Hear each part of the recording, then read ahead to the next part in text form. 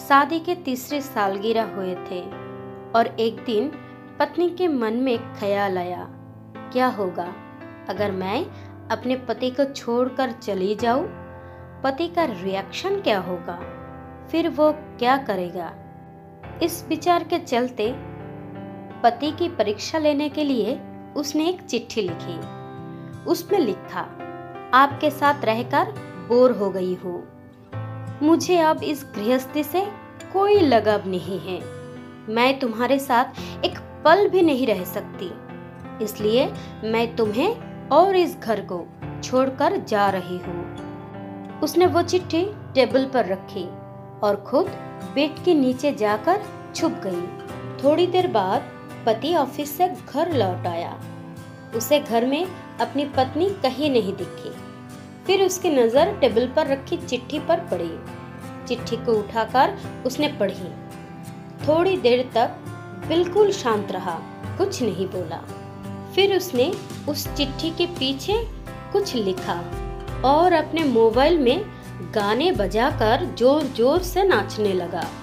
फिर उसने अपने कपड़े बदले और अपनी एक फ्रेंड को फोन लगाया। मैं आज आजाद हो गया हूँ।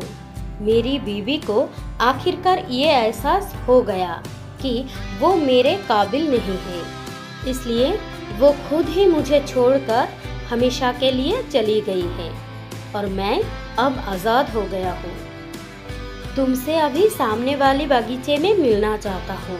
फटाफट वहाँ आकर मुझे मिलो। ऐसा कहकर पति घर के बाहर निकल गया।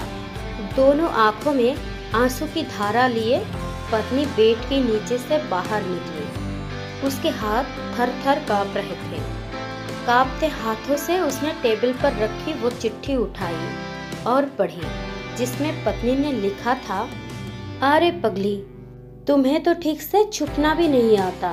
बेड के नीचे से तुम्हारे पैर दिख रहे हैं। तुम जल्दी से गर्मा गर्म चाय बनाओ। मैं सामने के दुकान से बिस्किट लेकर आता हूँ। मेरे जीवन में खुशी तुम्हारे आने से है।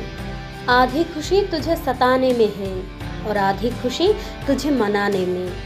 आखिर लास्ट में तो हम दोनों ही साथ रहेंगे ना। कभी हम झगड़े, एक दूसरे की टांग खींचे, एक दूसरे की बुरा भला कहे, फिर भी एक दूसरे पर दादागिरी करने के लिए लास्ट में तो हम दोनों ही रहेंगे ना। जो बोलना है बोलो, जो करना है करो। जब चश्मा गुम जाएंगे तब एक दूसरे के चश्मा ढूंढने के लिए लास्ट में तो हम दोनों ही रहेंगे ना। जब नजर कम आएगा, सुनाई भी कम देगा, तब एक दूसरे में एक दूसरे को ढूंढने के लिए हम दोनों ही होंगे ना। जब घुटनों में दर्द बढ़ जाएगा, कहीं आना जाना भी बंद हो जाएगा, तब एक दूसरे के नाखून काटने के लिए तो हम दोनों ही होंगे ना। मेरे रिपोर्ट तो बिल्कुल क्लियर है, आई एम ऑल राइट बोलकर एक दूसरे को चिढ़ाने के लिए आखिर तो हम दोनों ही होंगे ना। जब हम दोनों का साथ छूटेगा, अंतिम विदाई होगी, तब एक दूसरे को माफ करने के लिए आखिर हम दोनों ही होंगे ना। आखिर में सिर्फ हम और सिर्फ हम दोनों ही होंगे ना। दोस्तों, कहानी खत्म होते होते बीवी का रो रो कर बुरा हाल हो गया। उसे पता चल गया कि उसका पति उसे कितना ज्यादा प्यार करता है। आप भी सच सच बताना, क्या इस कहानी को पढ़ते पढ़ते आपकी आंखों में भी पानी आया है या नहीं।